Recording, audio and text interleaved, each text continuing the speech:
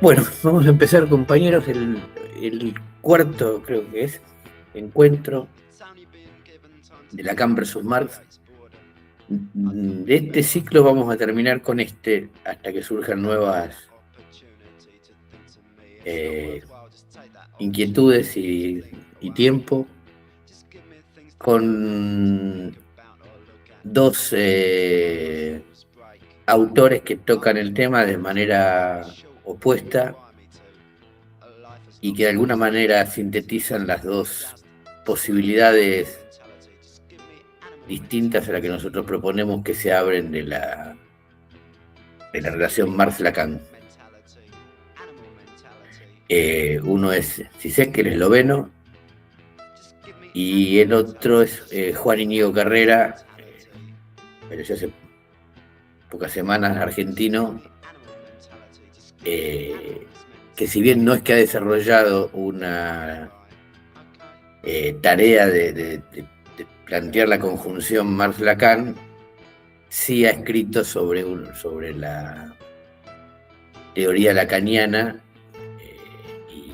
y es digamos, el extremo opuesto, pero en forma de espejo idéntico al de Zizek. Al menos esto es lo que voy a tratar de demostrar con la charla de hoy. Vamos a Zizek. Dice, el famoso lema lacaniano de no ceder al propio deseo apunta a que no hemos de borrar la distancia que separa lo real de su simbolización, puesto que es este plus de lo real que hay en cada simbolización lo que funge como objeto causa de deseo. Llegar a un acuerdo con este plus, o con mayor precisión resto, significa reconocer un desacuerdo fundamental, antagonismo, un núcleo que resiste la integración, disolución simbólica. La mejor manera de situar una posición ética de este tipo es a través de su oposición a la noción marxista tradicional de antagonismo social. Esta noción tradicional implica dos rasgos interconexos. Existe un cierto antagonismo fundamental que posee una prioridad ontológica para mediar todos los demás antagonismos, determinando el lugar de estos y su peso específico, antagonismo de clase, explotación económica. El desarrollo histórico comporta, si bien no una necesidad, al menos una posibilidad objetiva de resolver este antagonismo fundamental y así de mediar todos los demás antagonismos. Para recordar la conocida formulación marxista, la misma lógica que condujo a la humanidad a la enajenación y a la división de clases, crea también las condiciones para la abolición de las mismas.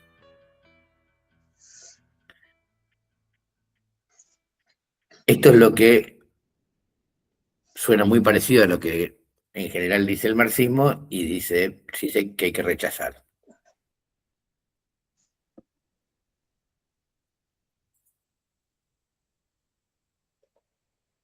En la unidad de estos dos rasgos se funda la noción marxista de la revolución, de la situación revolucionaria, una situación de condensación metafórica en la que finalmente se vuelve claro para la conciencia cotidiana que no es posible resolver ninguna cuestión en particular sin resolver todas ellas, es decir, sin resolver la cuestión fundamental que plasma el carácter antagónico de la totalidad social.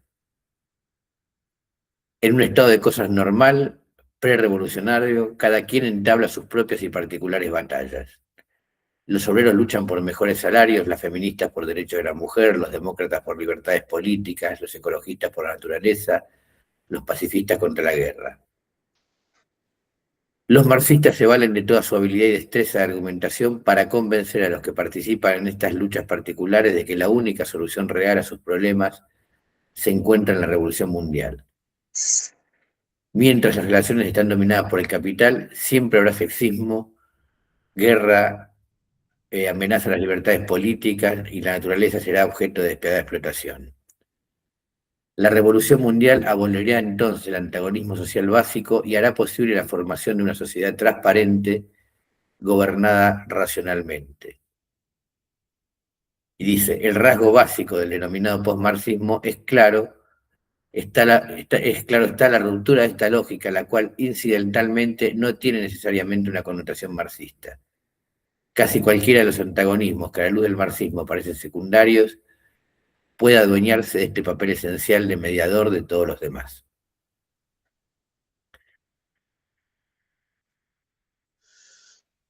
Bien. Este planteo de Zizek, casi lo que Zizek rechaza, lo compartiríamos si no fuera una palabra que él coloca en el punto en el punto de lo que vendría luego de la revolución y de la relación de la revolución con los demás antagonismos. Zizek dice que para los marxistas la revolución implicaría que la sociedad se vuelva transparente. Y esto parte o surge de llegar al marxismo por la vía de la filosofía. O sea, la relación del antagonismo fundamental con los demás antagonismos no está explicitada en ningún texto de Marx, ni surge de la propia lucha de clases. Es una teoría filosófica.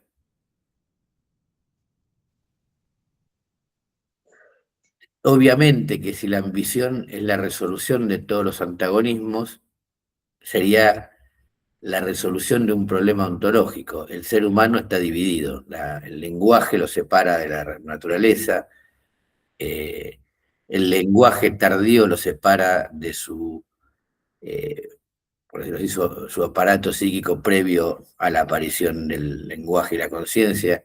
Esta separación es difícil de pensar resuelta en ningún tipo de formación social. Pero atribuirle a la lucha de clases y al socialismo el objetivo de abolir el antagonismo subjetivo y de abolir a la vez automáticamente todos los demás antagonismos por la vía de la transparencia, es un requerimiento filosófico que no tiene nada que ver, o no se deduce propiamente de la contradicción del capital y el trabajo. De hecho, si hay un lugar para el programa mínimo, y hay un lugar para el feminismo, y hay un lugar para el ecologismo dentro del marxismo, es porque no se resuelve automáticamente. Sí está claro que es casi imposible resolver los antagonismos secundarios en una sociedad que se apoya en ellos para mejorar su funcionamiento. No sé si se entiende. La idea de Zizek se parece mucho a lo que nosotros planteamos, solo que le pide a los planteos socialistas que reconozcan que no se puede todo. Y al reconocer que no se va a poder todo, tampoco tiene sentido la lucha por la revolución. Por eso hace un planteo distinto que es el de la democracia radical. A ver si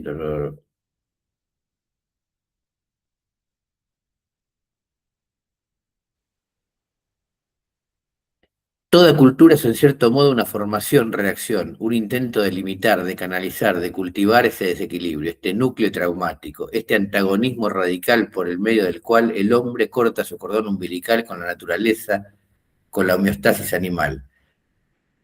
No es solo que la meta ya no consiste en abolir este antagonismo pulsional, sino que la aspiración de abolirlo es precisamente la fuente de la tentación totalitaria.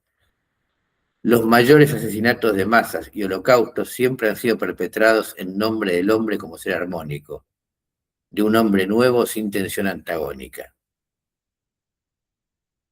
Ahora podemos ver cómo hemos llegado al extremo opuesto al punto de vista marxista tradicional. En el marxismo tradicional, la revolución solución mundial es la condición de la solución efectiva de todos los problemas particulares.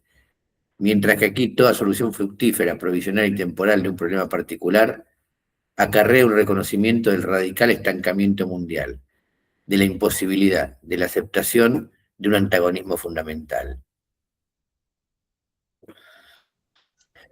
Mi tesis es que el modelo más consistente de este reconocimiento es la dialéctica hegeliana. Lejos de ser una historia de su superación progresiva, la dialéctica es para Hegel una notación sistemática del fracaso de todos los intentos de este tipo.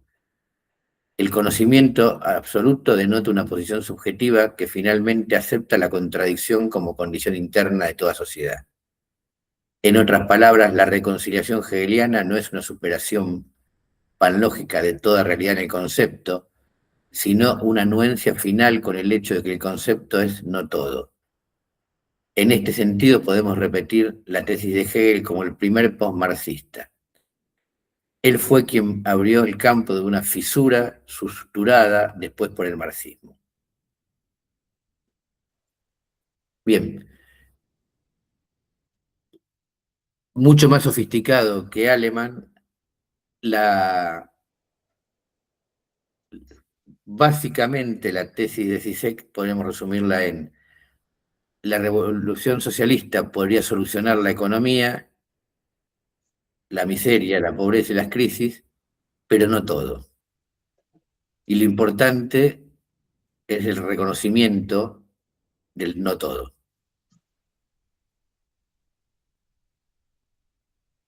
Para contrarrestarlo,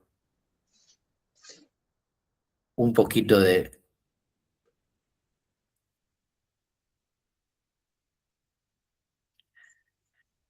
Íñigo Carrera.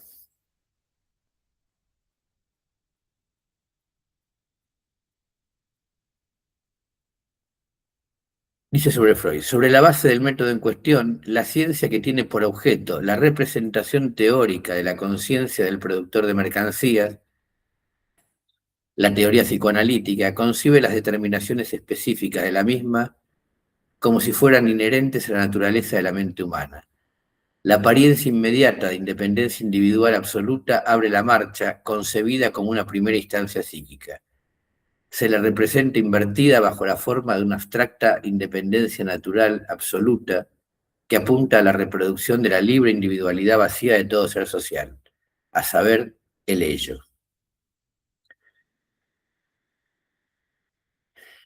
El grado de naturalización es tal que la apariencia de independencia inmediata de los productores de mercancías, que toma su relación social general históricamente específica como individuos carentes de vínculos personales directos, se representa como si fuera la expresión de una abstracta animalidad, de un abstracto instinto o pulsión. Con la concepción del ello, la aparente independencia absoluta del productor de mercancías ha quedado representada como si fuera la instancia básica natural, vacía de todo ser social del psiquismo humano. Llega entonces el momento de incorporar a la representación la naturalización de la interdependencia social bajo la apariencia propia de la producción de mercancías. Bueno, los dos utilizan un lenguaje propio y complicado, pero si Zizek dice que lo central es que hay una fisura, una ruptura en la unidad o un antagonismo irresoluble que nunca va a poder resolverse de todo hasta el final de todas las condiciones humanas, y que la aceptación de esta condición es el gran problema. Íñigo Carrera dice que estas aparentes diferencias, estas aparentes contradicciones, no son más que el reflejo de las características escindidas del productor de mercancías en la mente humana, y nada más, porque el individuo no es más que la conciencia individual, por decirlo así, bueno, valga la redundancia, la conciencia individual del individuo no es más que una aporía, una falsa representación, una representación lógica en el lenguaje de Íñigo Carrera, de la vida social.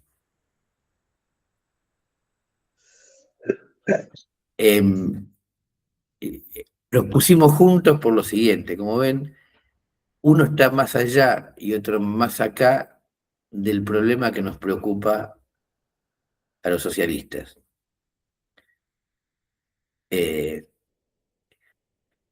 Uno está más acá porque considera que el único problema que existe en el universo y que representa además al propio universo es la forma de producir mercancías. Que no hay nada, que no hay ninguna característica externa a la lógica de la producción de mercancías que afecte, que condicione, que sea propia de los sujetos humanos que están plenamente determinados por la lógica del capital, el fetichismo de la mercancía, etc. Por lo tanto, eh, estos otros problemas que podrían afectarnos como seres humanos, estas otras cuestiones, estas contradicciones propias de la vida humana, son resueltas como puras apariencias que velan la contradicción fundamental y absolutamente cognoscible. Zizek dice, la revolución consiste en aceptar la irreductibilidad de la división humana y que el marxismo, no sé si recuerdan la frase de recién. Esperen.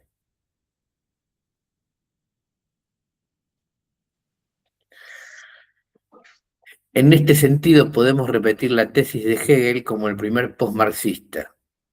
Él fue quien abrió el campo de una fisura suturada después por el marxismo. O sea,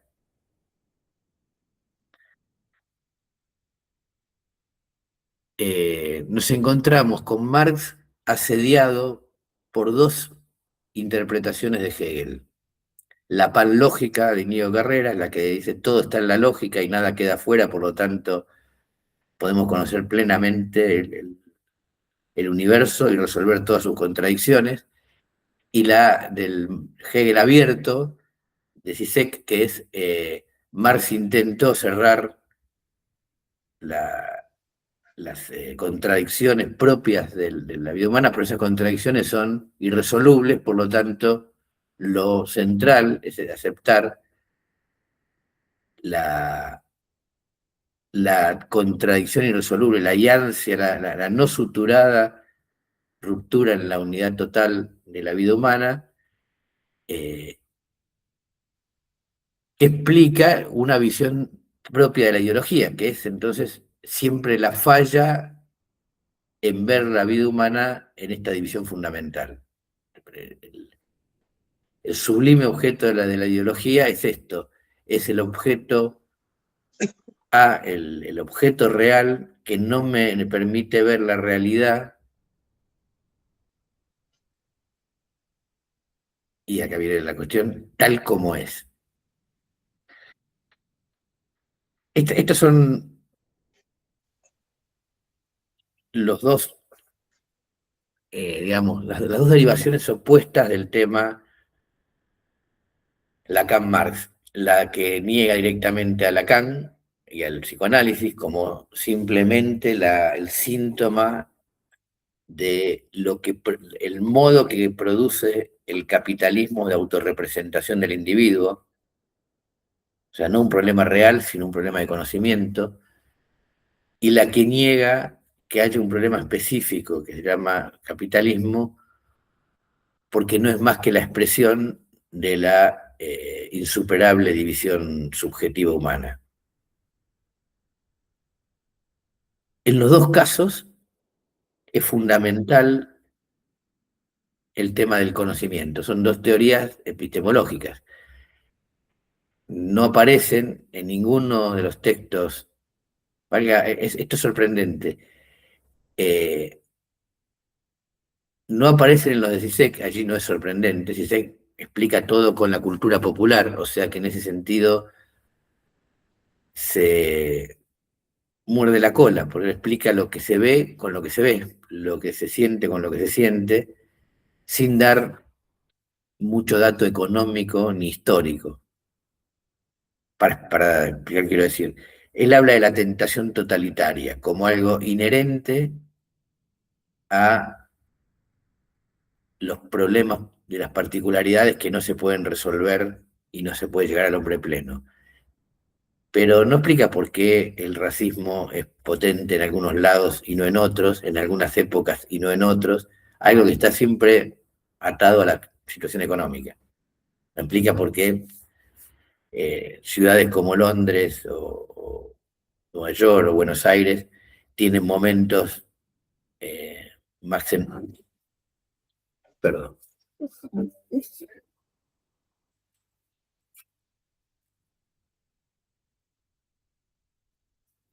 Un segundito que se me...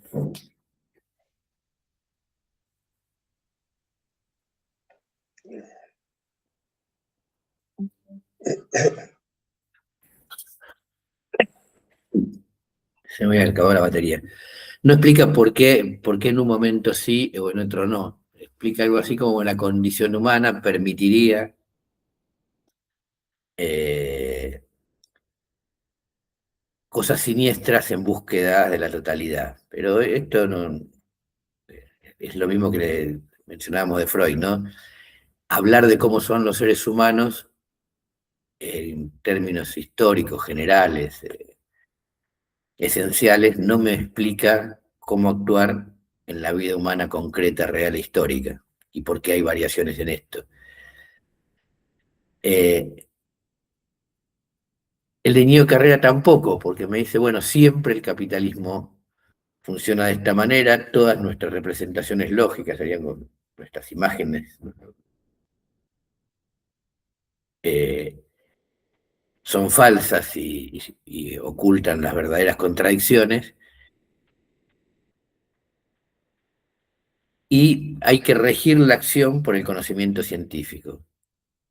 Esta es una frase que los seguidores de Íñigo Carreras repiten todo el tiempo y que no se entiende bien qué es regir la acción por el conocimiento científico, sobre todo porque en estos textos donde Íñigo Carrera desarrolla su idea de la ontología de la vida social, por decirlo así, cómo es el ser social, eh, carecen de datos históricos y económicos. Es un poco sorprendente, pero alguien que se dedicó, se hizo famoso por la medición de la renta en Argentina, el papel de la renta en Argentina, su teoría, por decir así, más general, descree de esos datos. Si uno lee el libro, los dos libros que tiene Íñigo Carrera sobre el Capital, se da cuenta que no se parecen al Capital, que son dos libros de lógica. Explican cómo hay que pensar y no explican, como Marx, cómo funciona la vida real en una sociedad real. Ahora, eh, hay una, para nosotros hay una explicación de esto que es, son dos vías de, dos orígenes, dos vías de llegada al problema antagónicas. Y de nuestra parte, además, el error de la vía que vamos a criticar, lo compartimos mucho tiempo hasta que eh, Sebastián nos acercó el libro sobre la excepción humana. Eh, si uno piensa todas las aseveraciones que tienen tanto Íñigo Carrera como Zizek sobre la vida social, encuentra una raíz cristiana. El ser humano es un personaje que ha caído. Existe la verdad y existe la imposibilidad o el defecto de acceder a la verdad. El, el conocimiento pleno es algo que nos fue dado, pero lo perdimos. Por lo tanto, la ideología es siempre un error, una falsa conciencia que se aleja de esto que nos merecemos y que nos corresponde. Entonces está siempre la idea de la caída, de lo que estaba pero no accedemos, de lo que deberíamos tener pero no tenemos, de cómo es el mundo pero no lo entendemos. En cambio, desde nuestra matriz darwinista, lo que prevalece constantemente es la eficiencia creciente. O sea, esta sociedad no es una sociedad que no quiere ver. Es una sociedad, ¿no? Esta sociedad perdió de vista sus antagonismos, sería una forma de expresar lo que los dos autores expresan. Perdió de vista sus antagonismos. Está alienada de la verdad. Otra manera de verlo, más acorde con los textos de Marx, es que este modo de funcionar socialmente es mucho más eficiente y ha multiplicado la sociedad, la vida humana, por miles. Y la ha extendido a todos los rincones y ha creado una entidad que se llama humanidad inexistente hasta el siglo XV.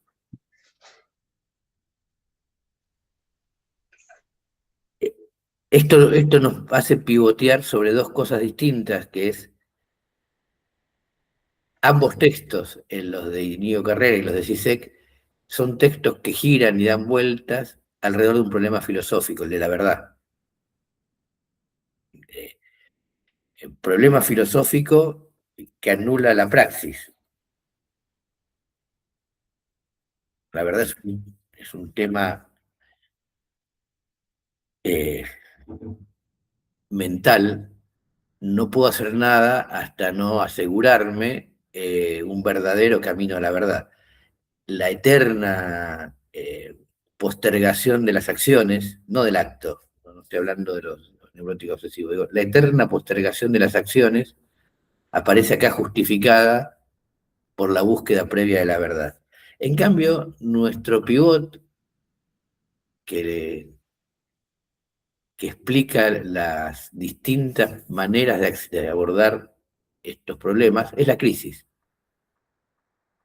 La crisis en términos muy generales, porque es la crisis la que abre una pregunta sobre la eficiencia, ¿no? El capitalismo es muy eficiente. Los 30 gloriosos años de posguerra nos explican que se puede vivir en él y hasta tiene lugar para marginales rebeldes y eh, eh, nosotros le hemos dado poca bolilla, pero tendríamos que escribir algo sobre rebeldes sin causa, ¿no? No sé si la vieron la película. No solamente el título es maravilloso, sino que la trama explicita esto. Hay sociedades en las que la rebeldía es un juego, una válvula de escape de la juventud, porque no hay por qué hacerlo. O sea, lo que le molesta a James Dean en Rebelde sin causa es la nada misma.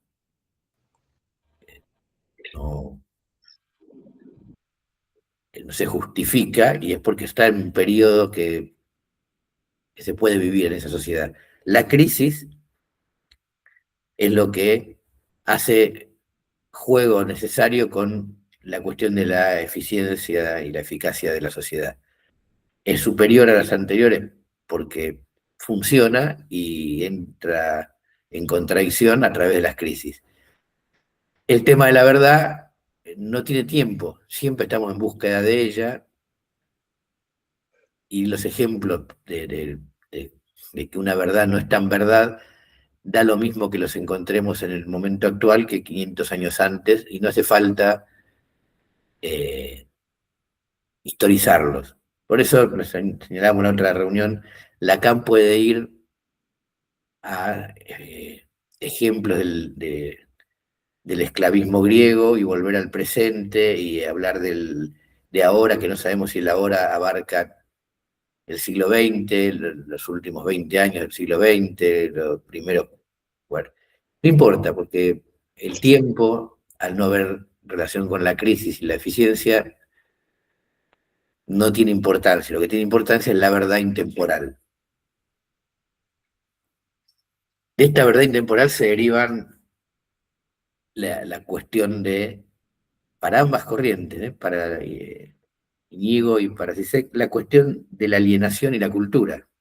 Porque de manera distinta, tanto Zizek como Íñigo Carrera y sus seguidores están preocupados por la alienación, no por la lucha de clases, y por supuesto por la cultura y no por la clase obrera. En cambio, cuando uno se plantea seguir los pasos de Marx alrededor de la economía y su funcionamiento concreto en distintos momentos para explicar su dinámica, no es la verdad, sino la praxis la que toma importancia, lo que vamos entendiendo a medida que vamos haciendo, y la búsqueda de una salida para las condiciones del presente. Entonces no nos preocupa tanto la alienación, tema del que no entendemos mucho de qué se trata, pero sí la anarquía y la explotación económica. Tema que le preocupa al conjunto de la humanidad. O sea, es difícil encontrarse con una persona, sea cual sea, inclusive, pero mejor dicho, es difícil encontrarse con una persona cuya preocupación actual sea la alienación y no sea el alquiler, el aumento del transporte, la mala cobertura médica, o sea, la crisis económica que determina el resto de su vida. E inclusive en quienes postulan estas teorías, por ejemplo, en Puan, una cosa es lo que dicen y otra es los temas que les preocupan, porque el tema económico está ahí siempre latente, pero atribuido a fuerzas oscuras y no al funcionamiento social. Esta idea a nosotros nos permite dividir estas corrientes de lo que pensamos, aunque parezcan antagónicas en apariencia, porque esto de que la preocupación fundamental es la verdad y el pensamiento y la cultura y una solución para siempre y de todos los antagonismos, o el reconocimiento de que nada de esto se puede lograr y por lo tanto esta es la gran tarea, el reconocimiento de lo imposible, para nosotros, al proceder de una matriz religiosa, la de la totalidad y la verdad, nos aleja de nuestra propia matriz, que es la lucha de clases, la miseria y la crisis. Como es el último encuentro, quería leerles finalmente, antes del debate, lo que dicen Sokal y Brickman en su libro Imposturas intelectuales sobre las matemáticas de Lacan. ¿Cómo hay que valorar las matemáticas lacanianas? Los comentaristas no han logrado ponerse de acuerdo sobre las intenciones de Lacan. ¿Hasta qué punto intentaba matematizar el psicoanálisis? No podemos dar una respuesta definitiva a esta pregunta, cosa que en último término tiene escasa importancia, pues las matemáticas de Lacan son tan fantasiosas que no pueden desempeñar ninguna función útil en un análisis psicológico serio. No se puede negar que este autor tiene una vaga idea de las matemáticas a que alude, pero solo eso, vaga y poco más. Desde luego, con sus lecciones un estudiante no aprenderá que es un número natural o un conjunto compacto, a pesar de que sus afirmaciones, en lo poco que hay de comprensible en ellas, no siempre son falsas. Sin embargo, se supera, por decirlo de algún modo, en el segundo tipo de abuso que hemos mencionado en nuestra introducción. Sus analogías entre el psicoanálisis y las matemáticas alcanzan el sumum de la arbitrariedad, y ni aquí ni a lo largo de toda su obra da la menor justificación empírica o conceptual de las mismas. Por último, en cuanto se refiere a la ostentación de una erudición superficial y a la manipulación de frases carentes de sentidos, creemos que los textos que hemos analizado anteriormente hablan sin duda por sí mismos. Concluyamos con algunas observaciones generales sobre la obra de Lacan. Queremos dejar bien claro que estas observaciones van bastante más allá de lo que podemos dar por probado en este capítulo, por lo que habrán de considerarse como conjeturas. El aspecto más asombroso de Lacan y de sus discípulos es sin duda la actitud que mantienen respecto a la ciencia. privilegiando hasta el extremo la teoría, es decir, en realidad el formalismo y los juegos de palabras, en detrimento de la observación y de la experiencia. Al fin y al cabo, el psicoanálisis, suponiendo que tenga una base científica, es una ciencia relativamente joven. Antes de aventurarse a grandes generalizaciones teóricas, quizás sería prudente verificar la adecuación empírica de, por lo menos, alguna de sus preposiciones.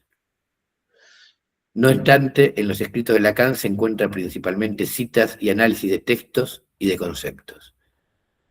Los defensores de Lacan y de otros autores estudiados en este libro tienden a responder a estas críticas con una estrategia que podríamos llamar de ni-ni. Esos escritos no se ven valorar ni como científicos, ni como filosóficos, ni como poéticos, ni...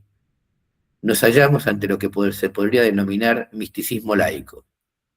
Misticismo porque el discurso intenta producir efectos mentales que no son puramente estéticos, pero sin apelar a la razón. Laico porque las referencias culturales, Kant, Hegel, Marx, Freud, matemática, literatura contemporánea, no tienen nada que ver con las religiones tradicionales y son atractivas para el lector moderno. Por lo demás, los escritos de Lacan adquirieron con el tiempo un carácter cada vez más críptico, característica común de muchos textos sagrados, combinando los juegos de palabras y la sintaxis fracturada y sirviendo de base para la exégesis irreverente de sus discípulos. Es, pues, legítimo preguntarse si no estamos, al fin y al cabo, en presencia de una nueva religión. Bueno, elegí este texto de dos científicos norteamericanos que escribieron el largo libro Imposturas intelectuales, desnudando las pavadas que decían los postestructuralistas franceses sobre cuestiones científicas, porque también vuelve o porque menciona esta idea que le acabamos de atribuir a Zizek y también a Íñigo Carrera. Él se lo atribuye como un hecho, para mí tiene más que ver con un origen. Es un misticismo laico porque viene de una matriz de pensamiento religiosa, sobre todo cristiana. No porque no porque ellos hayan sido religiosos y cristianos, sino porque se les impone un orden de problemas propio de los intelectuales escolásticos y alejado de los intelectuales obreros, ¿no? Los intelectuales de la escolástica estaban preocupadísimos por problemas del orden lógico, mientras alrededor de los conventos primaba la miseria. Los intelectuales obreros intentamos resolver los problemas que se nos colocan por delante en la resolución de las crisis y la miseria. La verdad para unos, la cultura y la alienación, la miseria, la lucha de clases y la organización para otros. Y desde este punto de vista, las dos maneras de quedarse más acá o más allá del terreno de la lucha de clases los hacen coincidir, aunque sus textos sean muy diferentes, pero también hay algo que los une en esos textos diferentes, que es, aunque sean muy diferentes, coinciden en hablar un idioma para pocos. Zizek se hizo famoso por usar la cultura popular para ejemplificar a Lacan y el marxismo, pero ojo, la cultura popular está usada en el mismo sentido que usa Lacan la ciencia. No me aclara las cosas que Zizek quiere decir si yo no soy alguien familiarizado y que disfruta de la filosofía a la que le atribuye la explicación de estos fenómenos populares, de la cultura popular. Y en el caso de Íñigo Carrera, el uso de un lenguaje extremadamente preciso, una especie de neolengua dialéctica que hace que cualquier afirmación suene extravagante.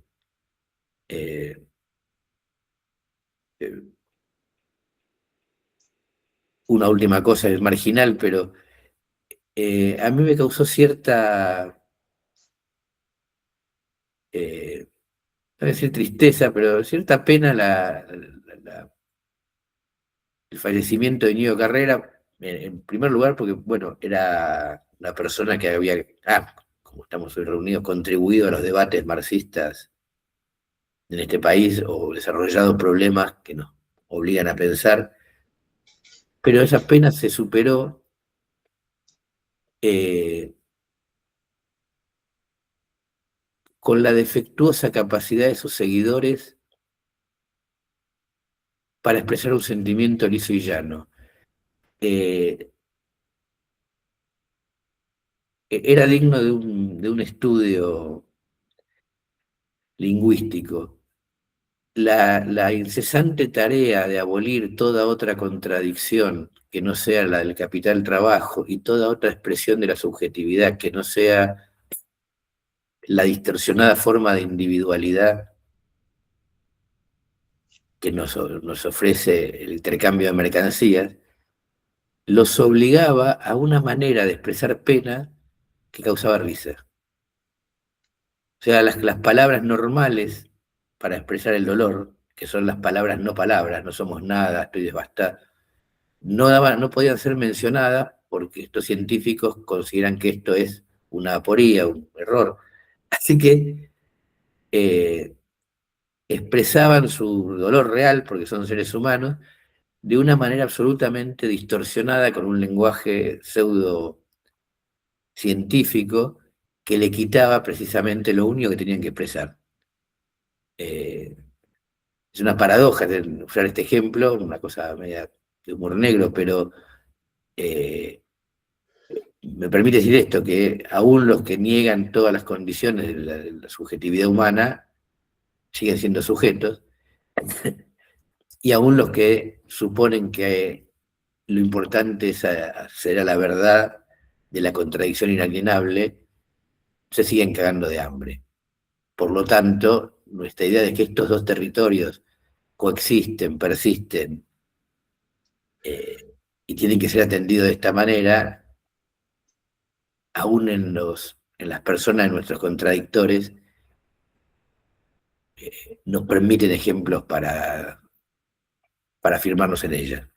Bueno, esta era la última vuelta que le dábamos a Marx Lacan. Ahora, no sé si tienen preguntas.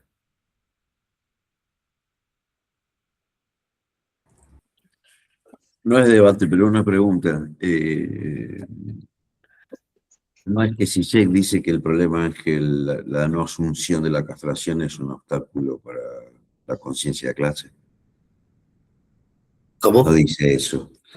Zizek, el planteo de Zizek no es una explicación psicológica de por qué, de las dificultades para tomar conciencia de clase, que sería la asunción de la castración, de que la Claro, última.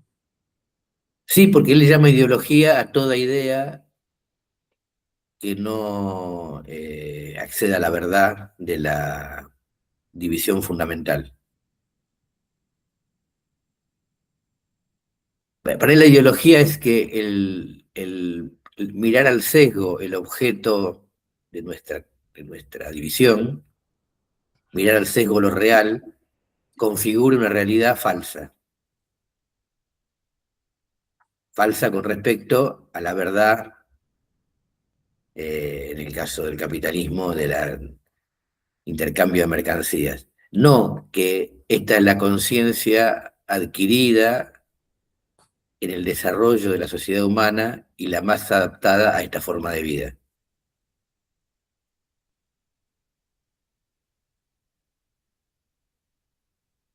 No pueden ser las dos cosas. Exactamente. Depende para qué.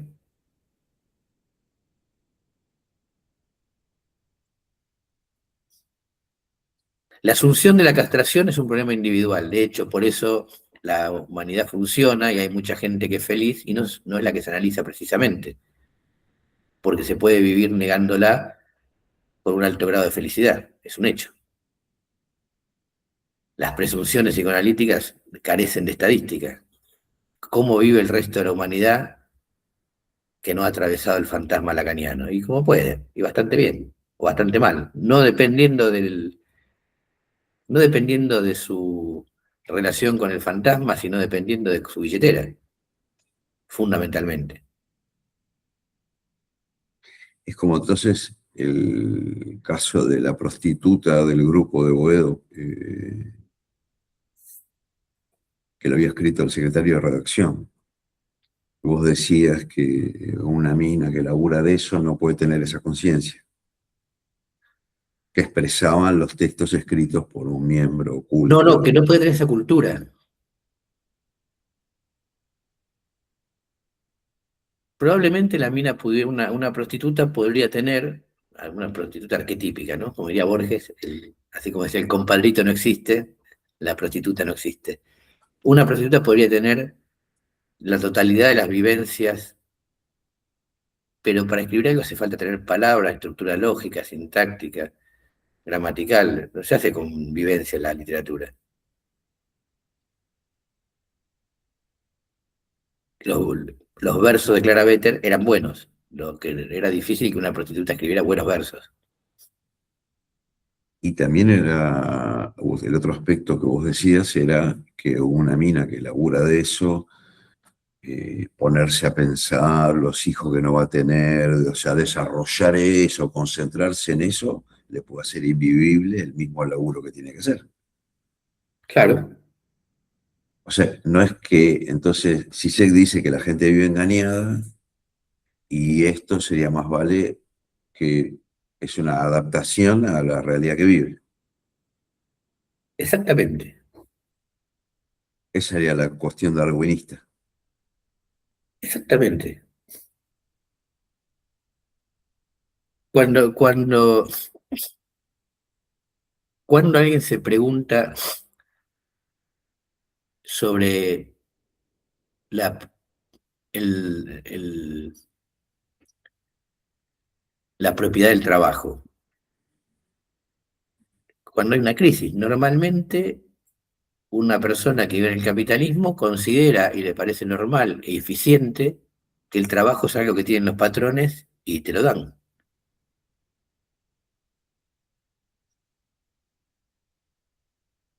Y esto es importante saberlo, porque si yo en lugar de ir en condiciones de pedir trabajo, o sea, arreglarme, satisfacer demandas que yo no me parecen correctas, pero que me impone el patrón, vestirme de manera de... O sea, si yo no hago lo que el patrón me pide para conseguir trabajo, sino que voy y hago un escándalo en aras de una verdad abstracta y le digo, el trabajo lo tengo yo y vos me necesitás, es probable que me muera de hambre. No es muy eficiente ese pensamiento.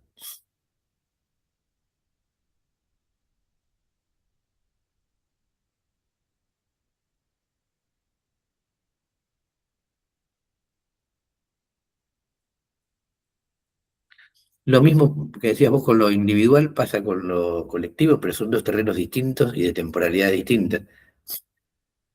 Esto que decía en la facultad, que no hagan vacilar el fantasma si no hay una alternativa,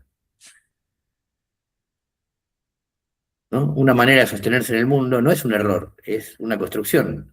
Para derribar una construcción es mejor pensar que hay una o que esa construcción ya no ofrece nada. En vez de un problema de conocimiento, es un problema de supervivencia. Desde el punto de vista social no cabe duda y desde el punto de vista de las personas tampoco. Nadie viene porque es feliz, pero se dio cuenta de que tiene una distancia con la verdad. Viene porque sigue pensando en la misma cosa, o sea, sigue igual de equivocado, por decirlo de esta manera, pero ahora le produce sufrimiento.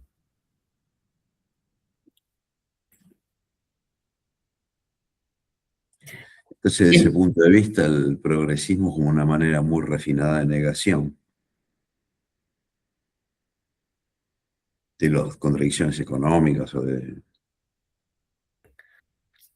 la También, prostituta que se cree heroica. a mí me parece que no de negación, de reconocimiento de sus condiciones materiales. ¿Por qué verlo como negación? Si vos lo ves así, lo ves como lo que debería y no es. Pero si vos lo ves como, ¿de qué vive esa gente?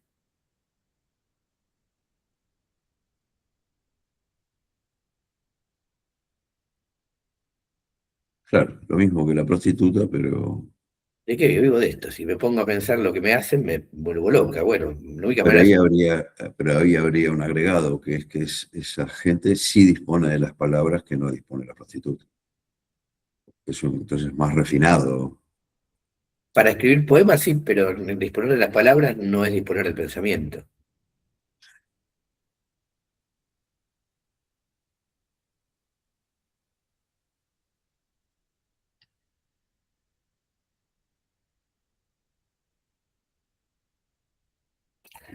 Yo Que lo no es pongo- no disponer del conocimiento. el pensamiento, yo dispongo de las palabras y creo que las palabras son la clave de la vida social, porque la clave de mi vida en la sociedad eh, depende de las palabras. Soy profesor universitario. Mientras yo viva de esto, voy a creer que las palabras son importantes, pero la vida concreta no, porque de esto vivo y de esto defiendo mi particularismo, mi, mi lucha corporativa, mi programa mínimo. Eh, Solo en el momento en que esto haga agua, se abrirá la posibilidad de pensar otra cosa.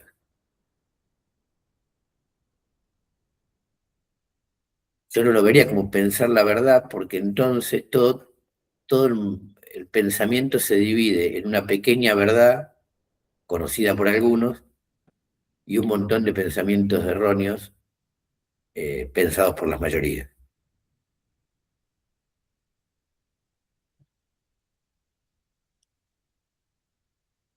Pero podríamos verlo distinto, como distintas soluciones con distinto grado de eficacia para la vida social.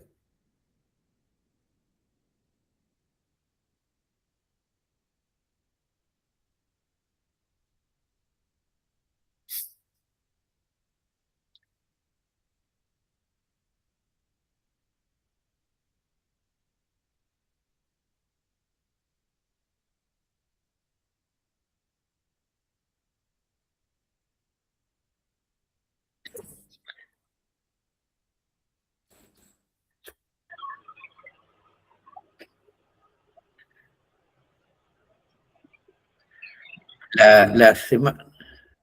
Miguel, Ahí estamos. Bueno, después de todas las clases, me parece que hay algo ahí alrededor de como un cuestionamiento a Zizek, Lacan, se metieron en un campo que no les corresponde, o del cual no saben demasiado, ¿no? Sí. Igual que los matemáticos que hablan de psicoanálisis. sí, O los cuánticos que hablan de la poesía, de la física. Ponele. Claro.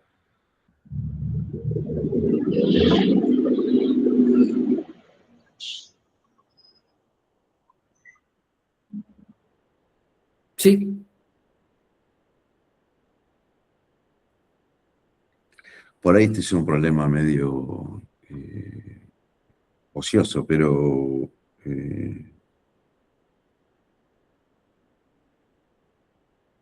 bueno, hay gente que sí tiene un pensamiento marxista. ¿Cómo hicieron esos? Que también viven la misma realidad que los demás, que no piensan así. nuestra teoría al respecto Sí, es que esa realidad produce también marxistas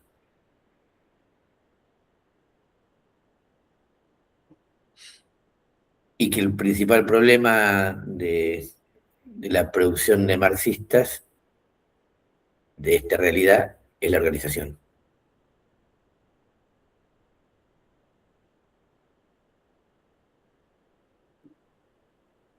Porque a diferencia de estas teorías que estamos diciendo, requiere el marxismo de encarnarse en la clase obrera. no en la universidad. Claro.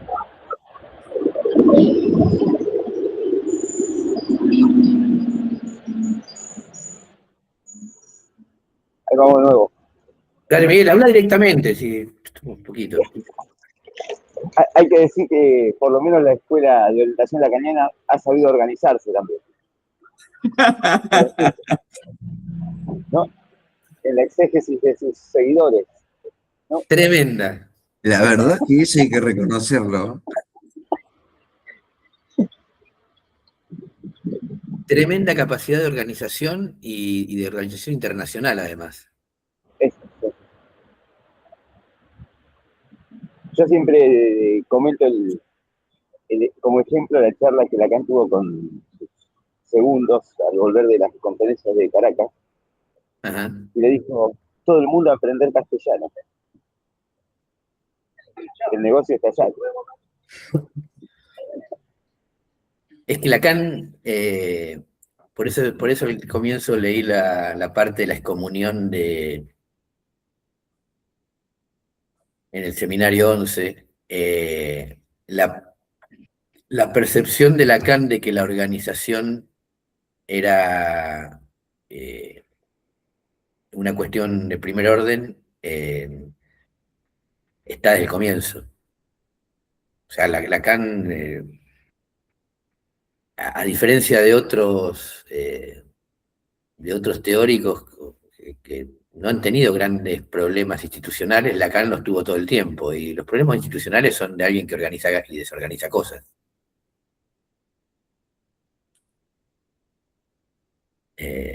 Claro, y se enfrentan los que la organizan.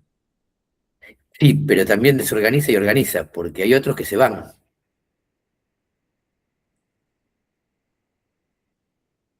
No les gusta la vida institucional, y se van, y listo, rompen.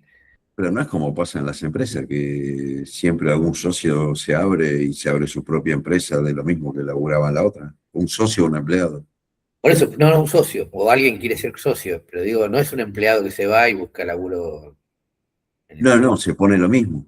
Bueno, Lacan quería eso, pero tenía noción clara desde mucho antes de esto de que había que buscar la manera de institucionalizar socialmente esta perspectiva. Y para eso lo místico y la cosa religiosa va bárbaro. Une mucho. Y la verdad la tienen en un lado que tenés que ir. Por supuesto. Una cosa exterior que une eh, a los lacanianos con los iñiguistas es que en lugar de tender a ampliar su mundo, tienen examen de ingreso.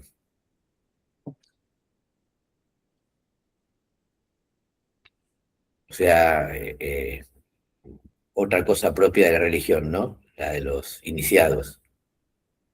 No cualquiera se llama, está en la puerta de ambas escuelas. No cualquiera está para. A propósito de ese asunto, porque total ya estamos terminando y un poco de asociación libre. Hace poco Priscila se compró el modelo pulsional, el librito de Mazota, que viene con un textito de Germán García que se llama El análisis laico. Es un texto de principios de los años 80.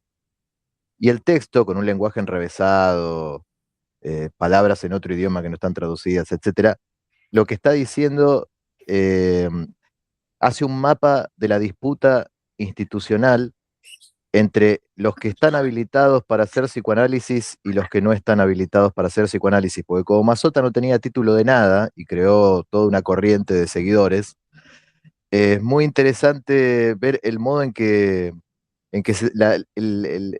la ferocidad con la que se trata a los adversarios, que son los que deberían habilitar, laburar de eso, ¿no? A principios de los años 80. Me llamó la atención.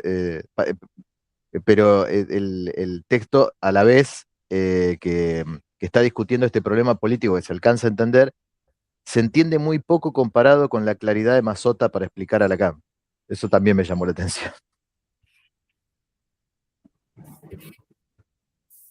Sí, esto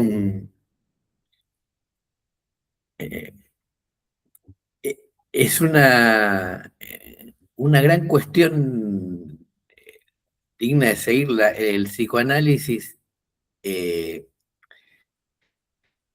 se ha visto atrapado siempre en esta discusión, que es, por un lado, es una experiencia teóricamente tan profunda de la subjetividad que rechazaría la regulación. Por otro lado, es una experiencia tan profunda de la subjetividad que no podrías, digamos, transitar cualquiera. Así que la idea de cómo se juega con esta imposible resolución, atravesado desde el texto análisis profano de Freud, cómo ejercen el psicoanálisis y los legos. Tiene varios textos tratando de explicar por qué algunos discípulos de él que no eran médicos, como Mazzotta, pero habían pasado por un análisis y estudiado, podían ejercer el psicoanálisis. Esa es una primera cuestión. La otra es el descubrimiento, cuando el psicoanálisis es más popular, no tanto en pacientes como en practicantes, de que sin el espaldarazo del Estado no íbamos a comer. Y por lo tanto una parte de la teoría se echó por la borda para poder hacer que el psicoanálisis se enseñara en la universidad, algo que teóricamente es un absurdo, y que se practicara en los hospitales, algo que es más absurdo todavía, de acuerdo al análisis que practicaba Freud, ¿no? Y ahí volvemos a que la vida social nos determina por las condiciones materiales y lo demás es otro terreno. Sí, Miguel. Bueno, Freud decía que los legos podían ejercer el psicoanálisis, no afanarle a alumnos o pacientes a la institución. Digo, a Mazzotta lo mataban por eso, porque empezó a ocupar terreno, discutía mucho políticamente, Claro. económicamente.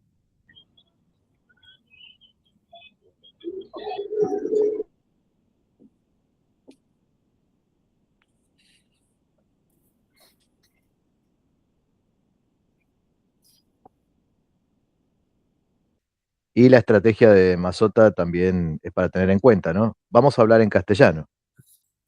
Entonces más gente te va a escuchar. Sí, o sea, tuvo,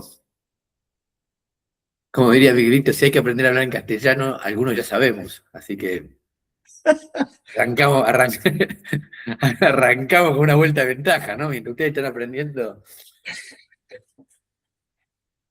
no solo sabemos, sino que podemos hablar lunfardo, enrevesar las cosas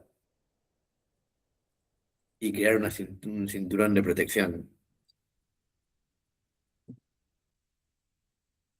No, estaba buscando si había algo en Eslovenia y Sudamérica que los uniera, porque esa cosa rara de que tienen psicoanálisis, que tienen también, vos ves una cosa cristiana en el planteo de Zizek. Yo veo una cosa cristiana, ¿eh? No ellos. Claro, claro, no, pero ahí dice que es un cristianismo católico. Por eso es uno de los pocos de la zona. Ellos son los ortodoxos, ¿no? No está tan al este, me parece. No está abajo de Austria, Eslovenia.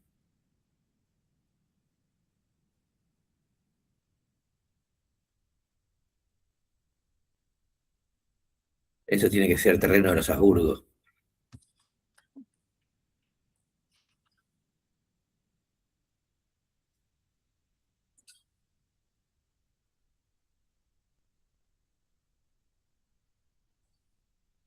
Bueno, un poco en relación a tu pregunta, Claudio, esto nosotros igual A esta charla nos lleva una contradicción, que es la siguiente.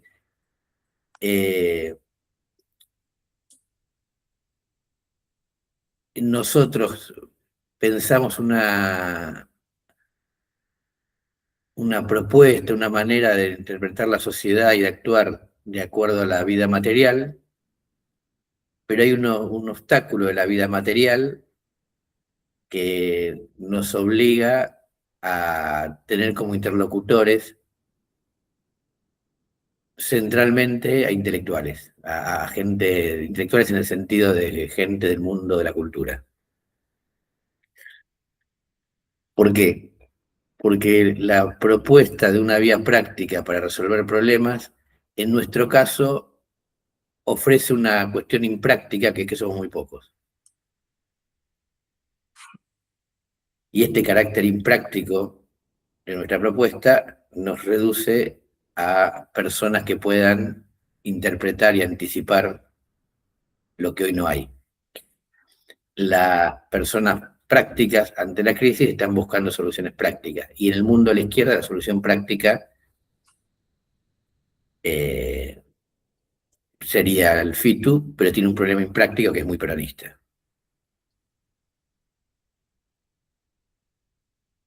O sea que ahí hay un cuello de botella que solo, por decirlo así, se resolverá si encontramos, mediante la propaganda, algo que suponemos que tiene que haber, que es más personas que tengan estas mismas inquietudes. Tan raras no son las cosas que dijimos como para que no haya otros que se hayan llegado a preguntas similares.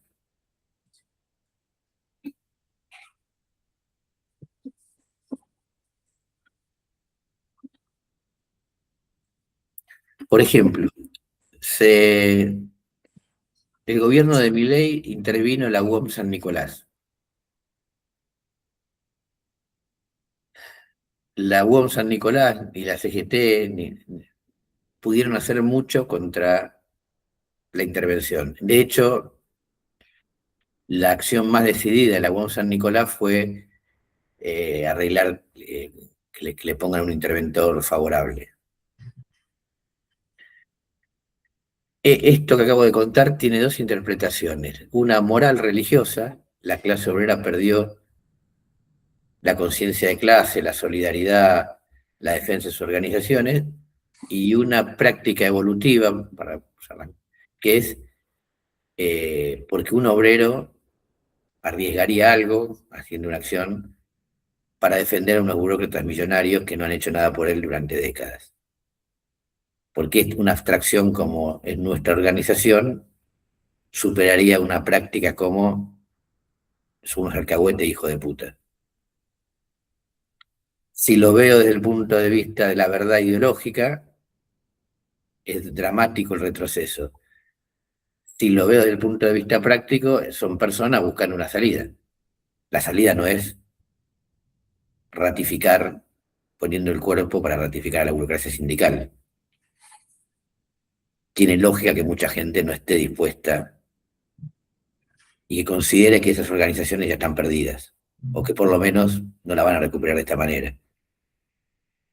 Entonces, el punto de vista de lo práctico y las crisis permite usar la teoría para entenderlas.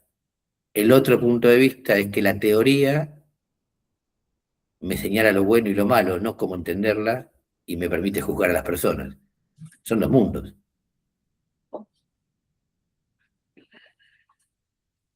No el mundo de que... El otro día, en el grupo de la facultad, había una piba pidiendo, quejándose porque no había un recuperatorio en un horario, no es un tema, dice, bueno, porque algunos trabajamos. Y el administrador le pone, bueno, esto es parte de la crisis de la universidad, la próxima vez voten bien. Ese la próxima vez voten bien es el pensamiento de raíz cristiana que estamos hablando. Hay un bien y hay ovejas descarriadas. No es que las personas van buscando una salida y hay que entender las razones de esa salida.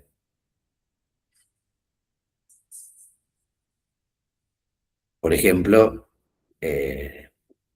Massa nos estaba cagando de hambre y votamos contra Massa. Explicación.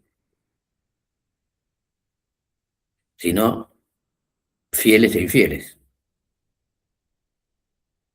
Por eso los progresistas están en muchos puntos más cerca de una guerra santa, de matar gente, de lo que piensan.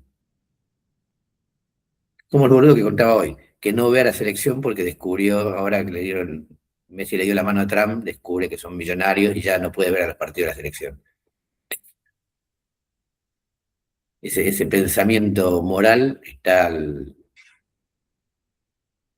eh, mucho más cerca de la discriminación, aunque parezca en pos de buenos ideales, que tratar de entender en la vida material qué sucede y pensar no la ideología como lo que oculta la verdad, sino como la manera de resolver un problema.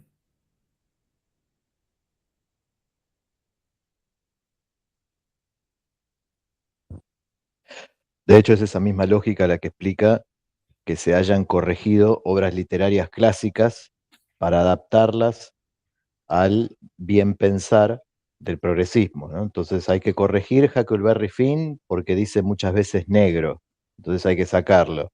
Hay que corregir a Conan Doyle, hay que corregir hasta Harry Potter porque utiliza un lenguaje políticamente incorrecto.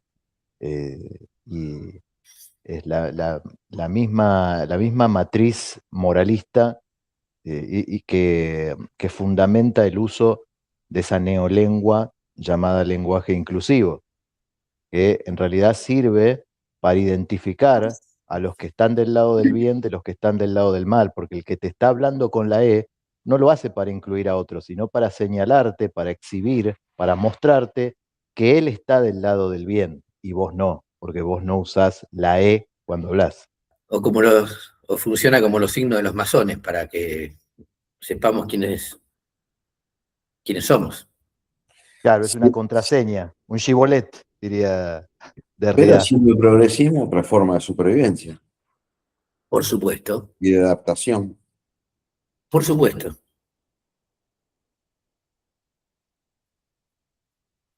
Lo que decías vos con la nota de Pancho sobre los granitos de ricota. Uno ve la revista y decís, bueno, no se puede, no tiene mucho sentido criticar la nota porque es la nota para esa revista y la revista en la que... Y ustedes esperan que eso aparezca en el FITU porque gente que milita y lea Marx y todo puede llegar a tener esas inquietudes, que le corra el velo de la No, no del supervivencia. FITU, digo de gente que lee porque al no tener una presencia real eh, Al ser notoria, tan peronista, el FITU, ¿cómo? al ser tan peronista. Nosotros creemos que tiene que haber otra gente que se plantee que el peronismo no es salida y que el FITU, al ser tan peronista, es Me un parece. problema. Pero tiene que tener otra condición, que cuando descubra esto, en lugar de deprimirse, quiera seguir militando. Porque, como esto que decíamos del fantasma, ¿no? Cuando te quitan la ideología en la que te sustentás, no viene un momento de algarabía revolucionaria, sino una zozobra. Una hora que hago.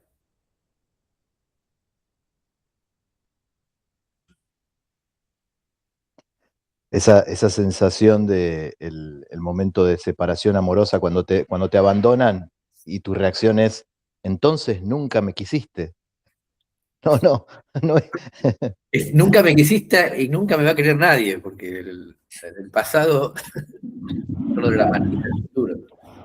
Peor aún, Milei me va a querer más. Eso no sé si va a existir. En el 2023 puede ser, ahora no sé cuántos hay con esa expectativa amorosa, pero bueno, me parece que en la misma línea que criticamos es lógico entender los obstáculos como obstáculos materiales y no como falta de entendimiento de silogismos lógicos.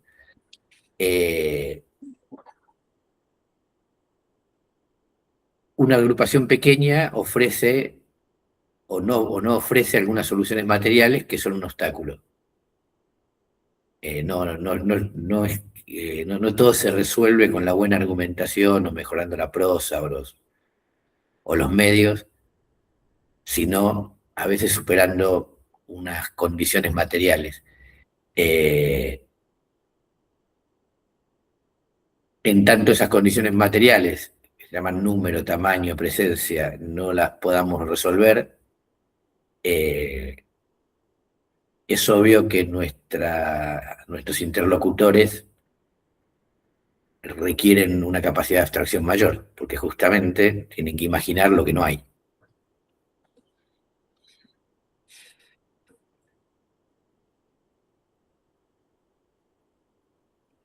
Algo que el progresismo ofrece independientemente de sus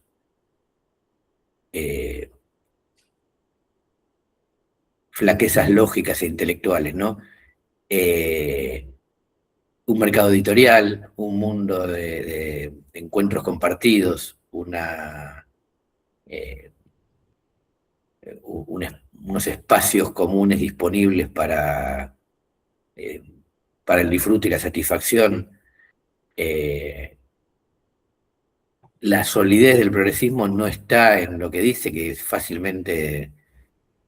O sea, el otro día una piba dice, yo soy antipunitivista. Era muy fácil decirle, no entiendo por qué estás en contra de la conquista feminista ¿cómo se dice? De las condenas por femicidio. O decirle, estás a favor de que liberan a los pedófilos. Cualquiera de estas cosas de que estas presunciones muy genéricas son fáciles de rebatir, ¿no? Yo soy antipunitivista, pero a veces sos punitivista. Bueno, esta limitación progresista de la complejidad humana con signas es fácil de rebatir, pero el problema no está ahí. Está en la vida material, los problemas materiales resueltos que ese pensamiento flojo de papeles, pero sólido materialmente ofrece, que es mucha vida social, bastantes laburos,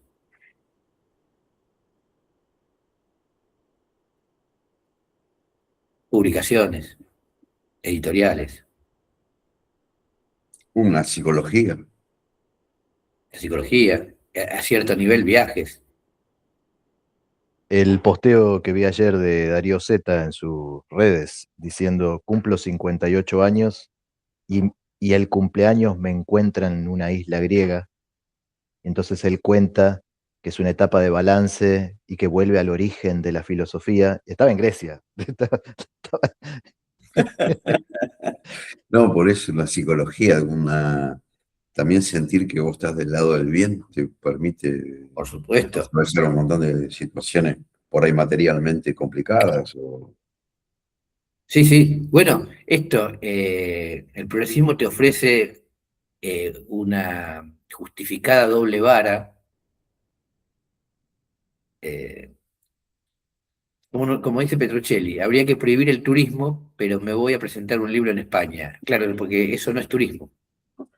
Entonces te permite expresar caprichitos y a la vez disfrutar otros caprichitos contradictorios y todo esto eh, poblando tu vida presente. Está claro que romper con esto requiere alguna otra alternativa.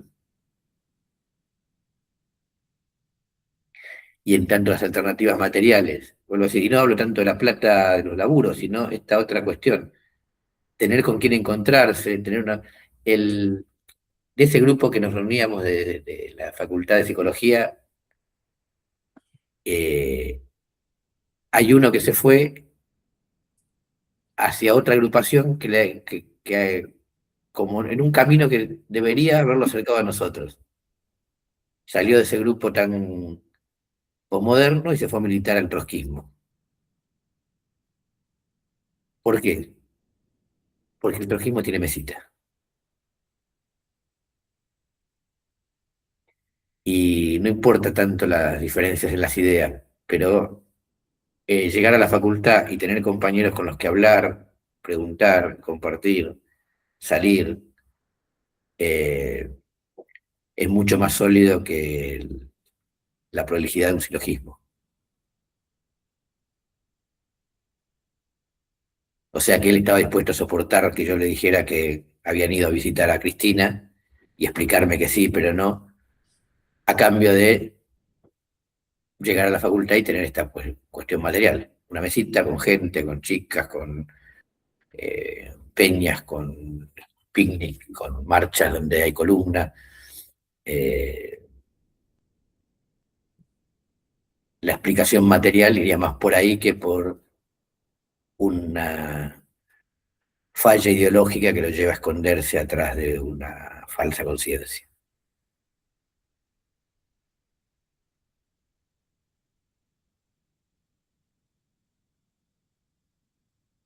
No hay una caída, sino una solución eficiente a un problema real dentro de las que puede considerar en ese momento ese pibe.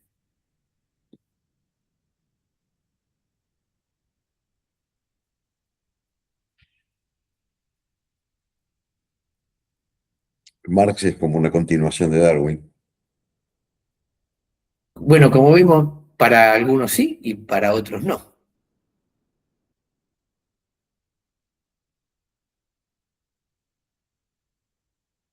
Porque para otros, Marx es una continuación del Evangelio. Se refiere a una caída, a una pérdida de la verdad. Hay una palabra que usa mucho Zizek y Lacan, que es que Marx es el inventor del síntoma.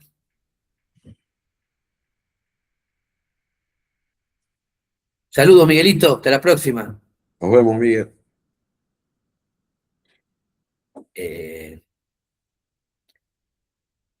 Y yo creo que es una frase que trae, que ya porta estas confusiones, porque si Marx inventa el síntoma,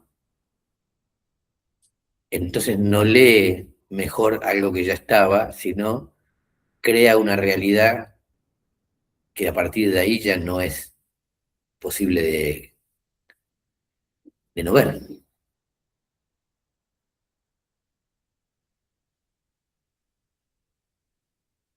Porque lo inventó, lo puso ahí ahora está. En cambio, es como la ciencia, ¿no? La ciencia sirve para muchas cosas, pero el pensamiento no científico también. Si uno tiene en términos de eficiencia, de utilidad para la vida concreta, a veces no está bueno ser científico, para algunas cosas no sirve.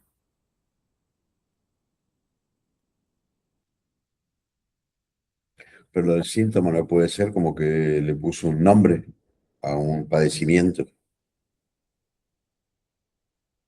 Está bien, pero una cosa, el primero es leer, y entonces uno entiende que hay cosas que están y que en algún momento se leen, y otra cosa es que algo no esté y yo lo invente. Eso es una sutileza, pero digo, para mí siempre está desde el punto de vista que lo estamos viendo, en disputa esto. El mundo funciona y vamos encontrando maneras de funcionar en él con sus ideas correspondientes, o el mundo tiene una verdadera forma de ser y estamos acercándonos a ella con formas falsas. Entonces todo lo falso permite la crítica, inclusive el enojo, la violencia, porque carecen de la verdad. Si uno piensa en términos evolutivos, ¿viste esto que pasa cuando lees a biólogos evolutivos? No es que todo conduce al ser humano. Cada animal es una genialidad. Cada planta es una genialidad. Porque resuelve un montón de problemas de una manera distinta. Y entonces nosotros no somos la verdad, somos una de las tantas. Sí, podríamos tranquilamente no haber surgido nunca, sin ninguna duda, un montón de veces. No, pero además que surgimos, las otras cosas también han llegado acá porque han avanzado resolviendo cosas y adaptándose y siendo factibles de sobrevivir. con un montón de... Todavía no está demostrado que seamos una buena adaptación tampoco, porque no es tanto tiempo tampoco. No importa, hoy estamos lo que estamos, lo otro es todo suposición. Pero lo que estamos todos somos complejas resoluciones de problemas. En cambio, la matriz cristiana, no, dice que somos particulares, los únicos que accedimos al paraíso y nos caímos.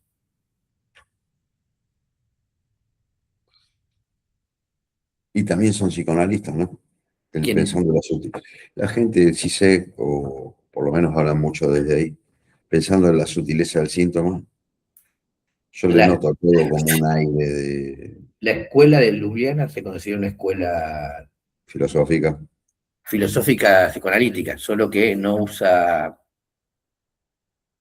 no, no se basa en la clínica, y no participa mucho de la clínica, sino de la filosofía.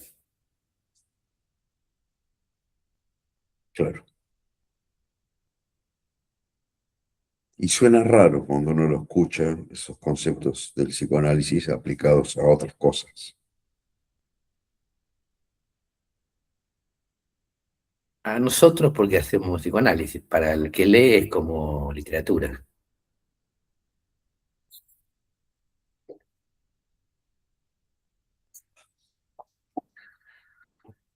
O como escolástica, que es algo en lo que se apoyan mucho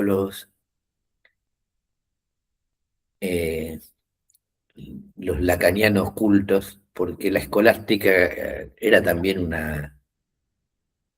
eh, un juego de la sutileza de las palabras y la lógica, lo uno y lo múltiple y la esencia de Dios y todas estas contradicciones que el lenguaje y la lógica exponen constantemente, eh, yo con una sutileza de gente que se dedicaba solo a eso, ¿no? Muy bueno, muchísimas gracias. Bueno, nos veremos en alguna otra polémica que se nos ocurra. Just give me En animal algún otro fracaso. mentality. Animal mentality. En la Just give me sucesión. animal mentality. Just give Pero me decía- animals Ya mentality. ves que fracasamos de vuelta, fracasamos mejor. Just give me animal mentality. Just give me animals Muchas gracias. mentality. Nos vemos. Nos vemos. Then I'll get by. Bueno, compañero, gracias. Chao, Ricardo.